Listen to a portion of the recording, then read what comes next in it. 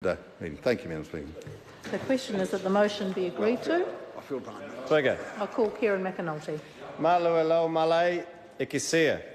Madam Speaker, it's just a marvellous privilege to stand here and speak in support of Ian McKelvey's Members' Bill. That's right. I want to acknowledge Ian McKelvey. He is one of the only gentlemen in this House, and I enjoy. Yeah, that's right. And I shared a dinner. Order. All members are considered honourable. Yes, that's right. That's right. But he's a special case, Madam Speaker. And I enjoyed my dinner with him and his lovely wife at the Thoroughbred Horse of the Year Awards a couple of weeks ago. We both rejoiced in the absence of David Bennett, who sat at another table.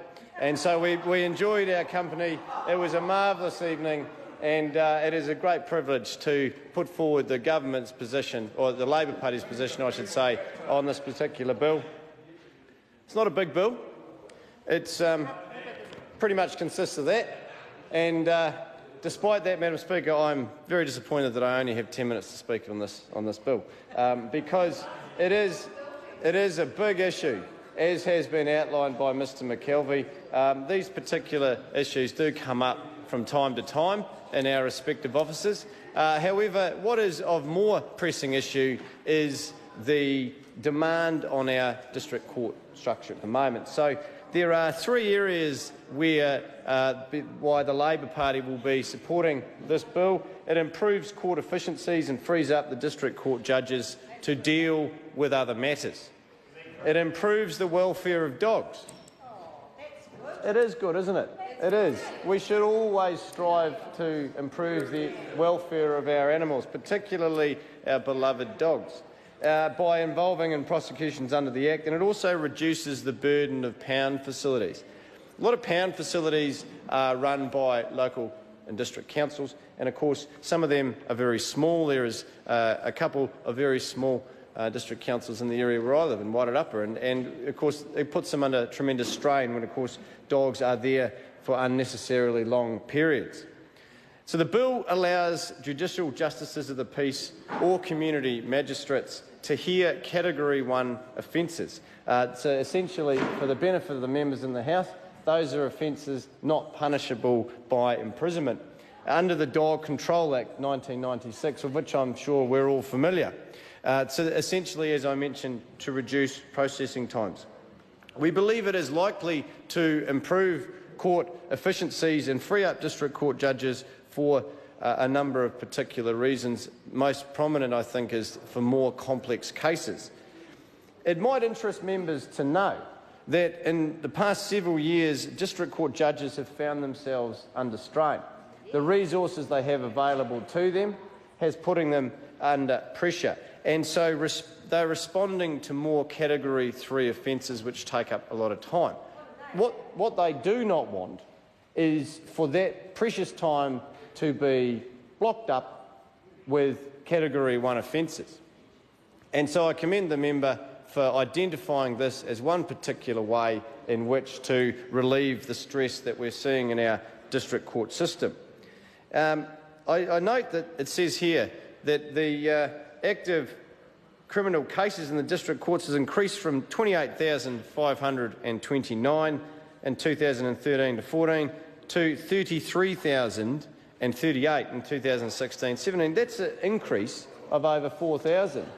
And so I ask members, do we want our district court systems, which are overburdened by these number of cases and these number of increases, with Category 1 dog offences? I suggest we do not. And so that is why the Labor Party will be supporting this bill today. The second point I mentioned, Madam Speaker, was around improving the welfare of dogs. We believe that this will reduce this burden in three ways. Pound facilities, which I've mentioned, are typically held for the duration of proceedings. So if a Category 1 dog offence was in the district court system, which was overburdened, as I've mentioned, that not only holds up the court system, but it also holds up the ability for a family to get their dog back. So the dog has to stay in the pound the whole time. We say that's wrong. And this, just like a remand system, you're dead right. acknowledge Angie Warren-Clark for that very helpful comment. Dog owners, there's many dog owners here, I'm sure. I was a dog owner. I had to give up my precious dog Max when I was elected to this parliament because I didn't feel that I had enough time at home to look after him. So he's now with a lovely family, David Bennett. He's now with a lovely family in Gladstone, just out of Marston, sort of in between Marston and Carterton. 2 young girls, they love him to bits. They send me photos regularly. But I do miss my dog Max. But dog owners, when they're separated from their dog, this is a stressful time. I see the honourable member Priyanka Radhakrishnan nodding. I've met both her dogs. Order. Let's come back to the bill, thanks. This bill is about dogs, Madam Speaker, and I think that it is great that Ian McKelvey has had the foresight for the second time this year to put forward a member's bill that is of interest not only to regional New Zealand, as his first member's bill was, but this one across the board. And I mentioned earlier around the territorial authorities, they're required to manage and enforce provisions in the Dog Control Act, and this will reduce that burden to them as well. It might interest members to know that over 90% of dog control cases are Category 1 offences. So actually, not only, you might think upon first reading, it takes about 10 seconds to read it, but you might think on first reading that this is only a particular small aspect of dog control cases, but no, it's not. It's the vast majority. In the year 2015 to 16, there were 456 charges under that Act. And of these, 427 were Category 1 offences. So 427 cases that by supporting this bill, if we get this through Select Committee, and I note it's coming to the Primary Production Select Committee, what a marvellous Select Committee that is, pretty average chair, but a pretty decent deputy chair, I've got to say. By looking at the 427 cases, get it through the House, we have an opportunity to reduce that pretty decent chunk of work. We do have some reservations, though, and I think it's fair to outline those now. And we're hoping that these will get thrashed out at the Primary Production Select Committee. David Bennett, I like to give him a bit of stick. I mean, that it's an easy target. That sort of stuff writes itself. But in fairness, he does a pretty good job of chairing. Labor does have some reservations. Reservations with this members' bill, and mainly it's around, we've got a question here, do judicial officers have the capacity to deal with these new cases? We're focusing on relieving the district court system of the burden that they face by dealing with the cases, but are those that the judicial officers have the capacity to deal with it? That's a fair question, we think. It wasn't outlined, I don't believe, in the opening speech, and I hope that members opposite, when they rise in support of their colleague, what might look to address that question, just so that we can head into the Select Committee stage with that particular piece of knowledge there. And also another question, should additional offences be considered where judicial officers should be excluded?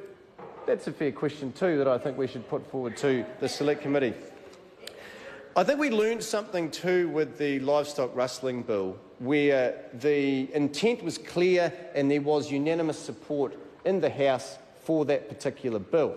What we learned, however, when we got to Select Committee was that the scope was too narrow, and we hope that that is not the case now. We hope that it's not likely to limit the possibility for other matters to be included. We do acknowledge that this is an issue, but perhaps there are other issues as well, and we hope that that this scope is not too narrow, that the Select Committee won't be restricted to include other things that are relevant to this for the purposes of reducing the burden on the district court system.